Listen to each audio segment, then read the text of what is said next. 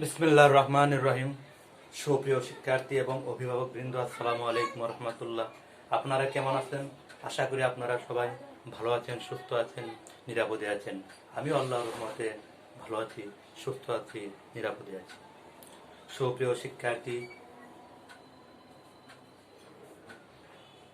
আনন্দমী বালিকা উচ্চ বিদ্যালয়ের পক্ষ থেকে ঘরে বসে শিখে অনলাইন ক্লাসের অংশগ্রহণ করার জন্য স্বাগতম, স্বাগতম, স্বাগতম। সুপ্রিয় শিক্ষার্থী, আমি Mohammad Mobarak Hossain, assistant teacher English, Anandamoyee girls high school, Brahmanbaria Sadar. আমি তোমাদের সঙ্গে আছি। সুপ্রিয় শিক্ষার্থী, আজকের বিষয় হলো জিওগ্রাফি অ্যান্ড এনভায়রনমেন্ট, অর্থাৎ ভূগোল ও পরিবেশ। ইউনিট 8 অর্থাৎ অধ্যায় 8।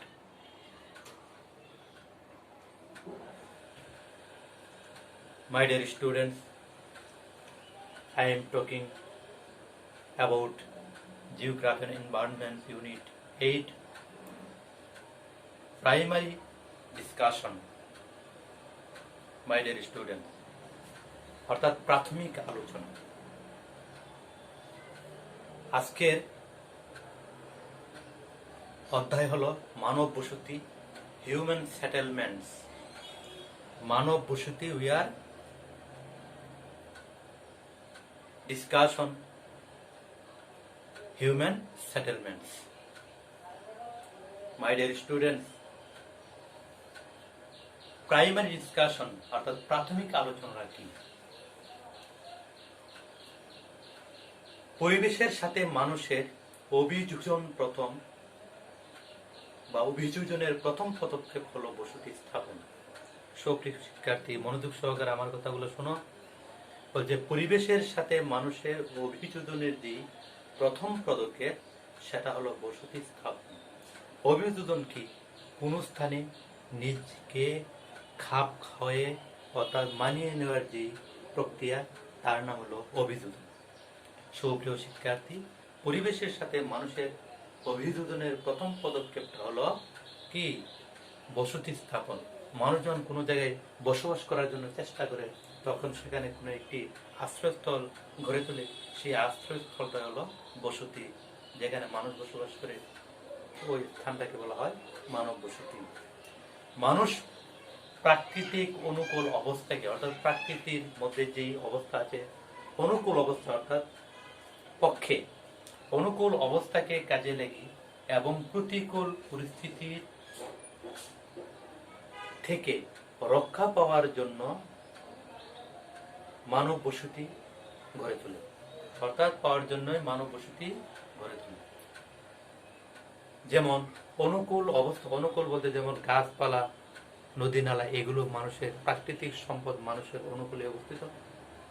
আর এই গাছপালা, গাছ, নদীর পানি, ভূমি, এগুলোকে আমরা কাজে লেগে আমরা কি করি? বসতি গড়ে তুলি। পৃথিবীর বিভিন্ন অঞ্চলে প্রাকৃতিক ভিন্নতার জন্য, পৃথিবীর বিভিন্ন অঞ্চলের প্রাকৃতিক একরকম নয়, অর্থাৎ ভিন্নতার জন্যই বিভিন্ন ধরনের বসতি গড়ে উঠছে। কারণ পৃথিবীর বিভিন্ন কোনো অঞ্চলে শুধু পানি আর পানি, ওইখানে কিন্তু বড় বড় অট্টালিকা, দালান কোঠা নির্মাণ করা হয় না। ওইখানে তৈরি করা হয় কি? বিভিন্ন ধরনের জাহাজ অথবা বিভিন্ন ধরনের স্থল কি আবাসনের জন্য যেগুলো প্রয়োজন। অর্থাৎ পৃথিবীর সব অঞ্চলের অবস্থা কিন্তু একরকম নয়, সব অঞ্চলের বসতি বা আবাসভূমিও কিন্তু একরকম নয়। এর কারণ কি? প্রাকৃতির বিভিন্নতার কারণে বিভিন্ন অঞ্চলের এই প্রাকৃতিক বা বসতির বিভিন্ন ধরন আমরা দেখতে পেয়েছি। যেমন তুন্দ্রা জলবায়ু অঞ্চলে, অর্থাৎ তুন্দ্রা জলবায়ু অঞ্চলে এস্কিমোদের বরফের ঘর। তুন্দ্রা জলবায়ু অঞ্চলে এস্কিমোদের বরফের ঘর। এবং বাংলাদেশের অধিকাংশ এলাকায় বা বাংলাদেশের অধিকাংশ বসতি দোতলা এবং চারতলা, আবার কোনো কোনো জায়গায় অট্টালিকাও রয়েছে। এই ধরনের বসতি দেখা যায়। আর বিশ্বের বিভিন্ন শহরে বসতিতে আধুনিক নকশা, অর্থাৎ বিশ্বের বিভিন্ন শহরে বসতিতে আধুনিক নকশা অর্থাৎ বর্তমানে যে বিভিন্ন ধরনের বিল্ডিং অট্টালিকা নির্মাণ করা হচ্ছে, এগুলো নকশা বা নির্মাণ সামগ্রী প্রয়োগ করে উচ্চ অট্টালিকা তৈরি হচ্ছে। অর্থাৎ পৃথিবীর বিভিন্ন অঞ্চলে বা বিভিন্ন দেশে, যেমন বাংলাদেশের বিভিন্ন স্থানে বা বিভিন্ন শহরে বা বিভিন্ন অঞ্চলে বড় বড় অট্টালিকা নির্মাণ করা হচ্ছে, হ্যাঁ, পাকা বাড়ি নির্মাণ করা হচ্ছে, বিভিন্ন ধরনের স্থাপনা নির্মাণ করা হচ্ছে, সেতু নির্মাণ করা হচ্ছে, ফ্লাইওভার নির্মাণ করা হচ্ছে। এইগুলো কি? এগুলো তৈরি করা হচ্ছে নকশা ও নির্মাণ সামগ্রী কি কাজে লাগিয়ে। নির্মাণ সামগ্রী যেগুলো পাথর, ইট, পাথর, মাটি, হ্যাঁ, গাছপালা, এগুলো, হ্যাঁ, এগুলো হলো নির্মাণ। অর্থাৎ নির্মাণ কোনো কিছু অট্টালিকা বা কোনো কিছু নির্মাণ করতে যে উপাদানগুলো আমরা প্রয়োগ করি বা ব্যবহার করে থাকি, এইগুলো হলো নির্মাণ সামগ্রী। জনসংখ্যা বৃদ্ধির সাথে সাথে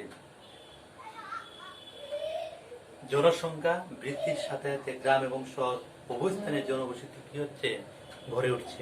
অর্থাৎ যেখানে জনসংখ্যা বেশি, ওই স্থানে জনসংখ্যা কি বসতি গড়ে উঠছে। যেখানে জনসংখ্যা বা যে স্থানে জনসংখ্যার জীবনযাত্রা মান বা ইনকাম উন্নত, ওই স্থানে আবাস ভূমিগুলো বা বাসস্থানগুলো আরো উন্নত ভাবে তৈরি করা হচ্ছে। এই জন্য বলছে জনসংখ্যা বৃদ্ধির সাথে সাথে গ্রাম বা শহর অঞ্চলে বিভিন্ন স্থানে বসতি বৃদ্ধির হার বেড়েই চলেছে। অর্থাৎ জনসংখ্যা যত বৃদ্ধি পায়, ততই বসতি কি বৃদ্ধির প্রয়োজন বেড়ে যায়। ফলে পরিবেশের উপর কি মারাত্মক প্রভাব পড়েছে। পরিবেশের উপর ফলে কি হয়েছে? মারাত্মক প্রভাব পড়েছে। যেমন যেসব জায়গায় 100 জন লোক বসবাস করার কথা ছিল, কিন্তু এসব জায়গায় যদি 1000 লোক বসবাস করে, তাহলে 100 জনের যে প্রয়োজনীয় উপাদান, সেগুলো 1000 জনকে কি করতে হবে? ব্যবহার করতে হবে। স্বাভাবিকভাবে তাদের প্রত্যেকের প্রয়োজনীয় চাহিদার তুলনায় বেড়ে যাবে। অর্থাৎ প্রয়োজনীয়তা বেড়ে যাবে, কিন্তু চাহিদার তুলনায় কি যোগান কম হবে। এইভাবে বিশেষ করে অপরিকল্পিত নগরায়নের ফলে, যেমন কোনো একটা জায়গায় একটা একতলা বিল্ডিং তৈরি করা হয়েছে, অথবা কোনো একটা জায়গায় 3 তলা একটা বিল্ডিং তৈরি করা হয়েছে, কিন্তু এখন জনসংখ্যা কম, কিন্তু 20 বছর পরে যে স্থানের জনসংখ্যা 10 জন, ওই স্থানের জনসংখ্যা হয়ে যাবে 1000 জন। তখন এই 10 জনের আবাদ ভূমিতে 1000 লোককে বসবাস করা কোনো অবস্থাতেই সম্ভব হবে না। আর এর জন্য কি করতে হবে? এই যে 2 তলা, 3 তলা অথবা 1 তলা বিল্ডিং নির্মাণ করা হয়েছে, ওইটা কি করতে হবে? ভেঙে ফেলতে হবে। আবার নতুন করে 1000 জনের বা তার অধিক লোক বসবাস করার জন্য প্রয়োজনীয় কি অবকাঠামো বা অট্টালিকা বা বিল্ডিং বা নির্মাণ হবে। অথবা কোনো একটা জনসংখ্যা বৃদ্ধি হওয়ার ফলে কোনো একটি জায়গায়, হ্যাঁ, অনেক আবার গড়ে উঠেছে, কিন্তু কোনো পরিকল্পিত রাস্তা নির্মাণ করা হয়নি। কিন্তু এখানে যদি কোনো একটি রাস্তা নির্মাণের প্রয়োজন হয়, তাহলে এই অনেক বসতি কি ক্ষতিগ্রস্ত হবে, উচ্ছেদ করতে হবে, সরিয়ে দিতে হবে। এই জন্য কি করতে হবে? পরিকল্পিত প্রণয়নের কারণে বা পরিকল্পিত নগরায়নের ফলে একটি ভবিষ্যৎ প্রজন্ম শান্তি ও সমৃদ্ধি পথ করতে পারে। এই জন্য অপরিকল্পিত নগরায়নের ফলে কি শহর কি পরিবেশের উপর মারাত্মক প্রভাব পড়েছে। জনসংখ্যা বৃদ্ধির ফলে বায়ু প্রবাহ, জনসংখ্যা বৃদ্ধির ফলে পরিবেশের উপর মারাত্মক কিরূপ প্রভাব পড়ে? যেমন কার্বন ডাইঅক্সাইড নির্গমন বেশি হবে, বিভিন্ন ধরনের ক্ষতিকর প্রভাব কি করবে? বিরাজ করবে, যার ফলে পরিবেশের উপর সুস্থ এবং সুন্দরভাবে বেঁচে থাকা কারোর পক্ষে সম্ভব হবে না। সুপ্রিয় শিক্ষার্থী, learning outcome of this chapter, we are talking about learning outcome of this chapter, অর্থাৎ এই অধ্যায়ের শিখন ফলগুলো কি কি? আমরা এই অধ্যায়ের পাঠ শেষে আমরা কি কি বিষয় শিখতে পারবো, কি কি বিষয় জানতে পারবো, এখন আমরা এগুলো আলোচনা করবো। My dear student, you are attentive to me. Learning outcome of this chapter, এই চ্যাপ্টার বা এই অধ্যায়ের শিখন ফলগুলো হলো বসতি স্থাপনে নিয়ামক সমূহ আমরা কি করতে পারবো? ব্যাখ্যা করতে পারবো। My dear student, look at the board. শিখন ফল, outcome of outcome outcome of this chapter, outcome of this chapter, অর্থাৎ এই অধ্যায়ের শিখন ফলগুলো, learning outcome of this learning,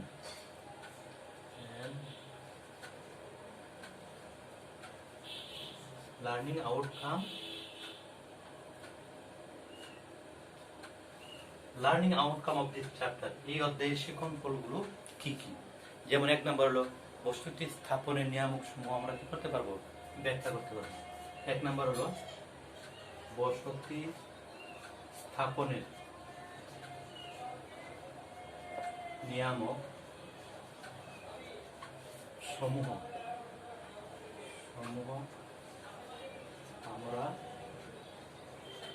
ব্যাখ্যা করতে পারবো।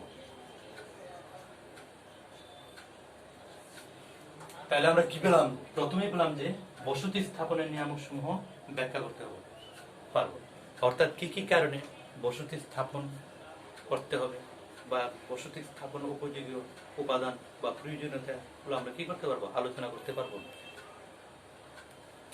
গ্রামীণ বসতি এবং নগরায়ন, অর্থাৎ গ্রামীণ বসতি ও নগর বসতি সম্পর্কে ধরন ব্যাখ্যা করতে, গ্রামীণ বসতি এবং নগর বসতির ধরন ব্যাখ্যা করতে পারব। অর্থাৎ গ্রামের যে বসতিগুলো, এগুলার কি ধরন? যেমন গ্রাম অঞ্চলে এক চালা আর দুচালা চৌচালা ঘর, আবার কোনো কোনো জায়গায় অট্টালিকা নির্মাণ করা হয়ে থাকে, কিন্তু শহরাঞ্চলে অধিকাংশ ঘরগুলো থেকে অট্টালিকা দোতলা, তিনতলা, চারতলা, 10 তলা, 20 তলা থাকতে পারে। এগুলো এই যে একটা অবস্থা, এই যে একটা ধরন, এগুলো আমরা কি করতে পারবো? ব্যাখ্যা করতে পারবো। গ্রামীণ বসতির ধরন বিন্যাস বর্ণনা করতে পারবো।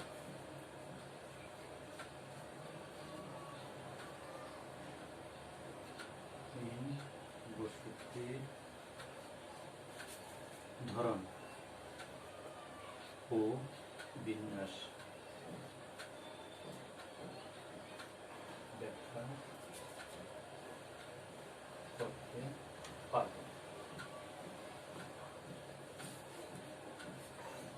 গ্রামীণ বসতির ধরন কিরকম এবং এদের বিন্যাস, অর্থাৎ শ্রেণীভেদ, এগুলো আমরা কি করতে পারবো? করতে পারবো।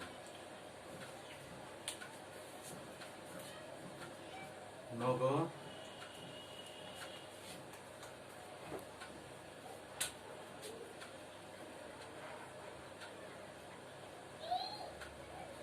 কি? নগরায়ন কি বলতে পারবো? নগরের সিনেমা নগরায়ন কি বলতে পারবো। এবং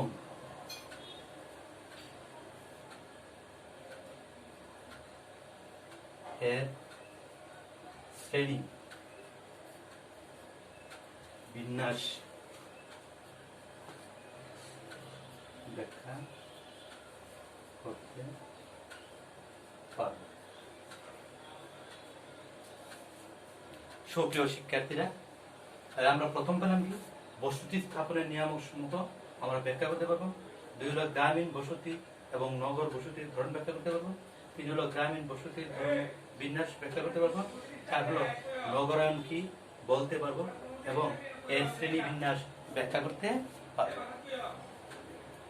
সুপ্রিয় শিক্ষার্থী, নগরায়নের প্রভাব ব্যাখ্যা করতে পারবো।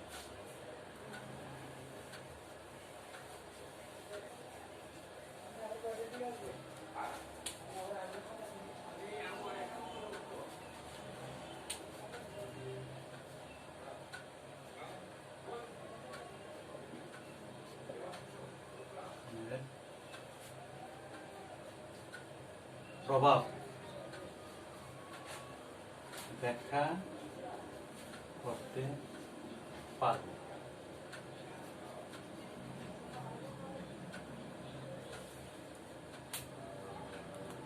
তাহলে কি করতে পারবো? নগরায়নের প্রভাব ব্যাখ্যা করতে, নগরায়নের ফলে কি হতে পারে, সুবিধা অসুবিধা এগুলো আমরা কি করতে পারবো? ব্যাখ্যা করতে পারবো। নিজ এলাকার বসতির ধর্ম বা অপরিকল্পিত নগরায়নের ফলে সৃষ্ট সমস্যা।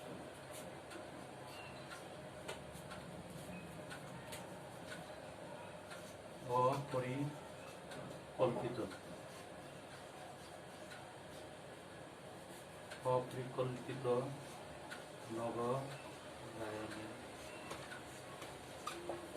ফলে সৃষ্ট সমস্যা ব্যাখ্যা করতে পারব।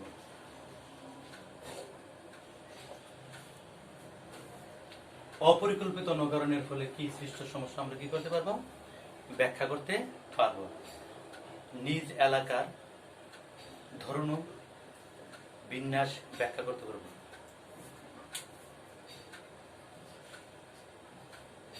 নিজ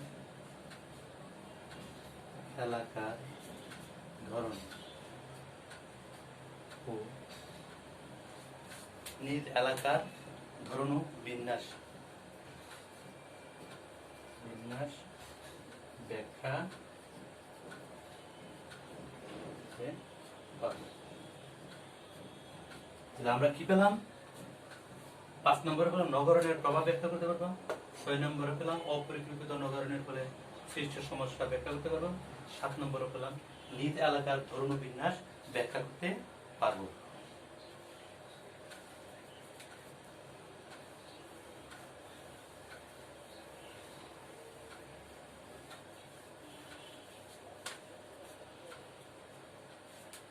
নিজ চারপাশের এলাকা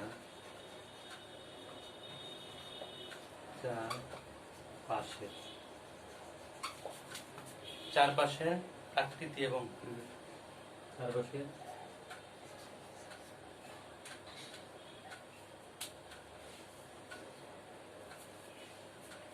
চারপাশে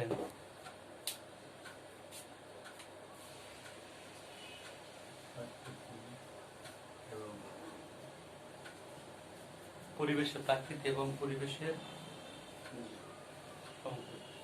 পরিবেশ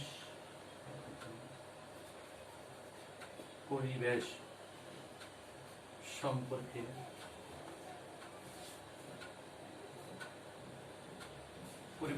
জানতে পারব, সম্পর্কে সচেতন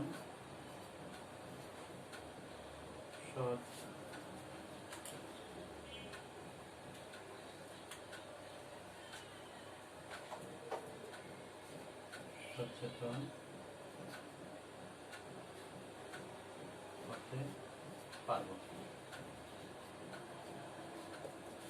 সুপ্রিয় শিক্ষার্থীরা, আশা করি তোমরা এই বিষয়গুলো মনোযোগ সহকারে শুনেছ এবং বুঝতে পেরেছ। আগামী দিন আমরা নেক্সট ক্লাসে আমরা কি করব? বিস্তারিত আলোচনা করব।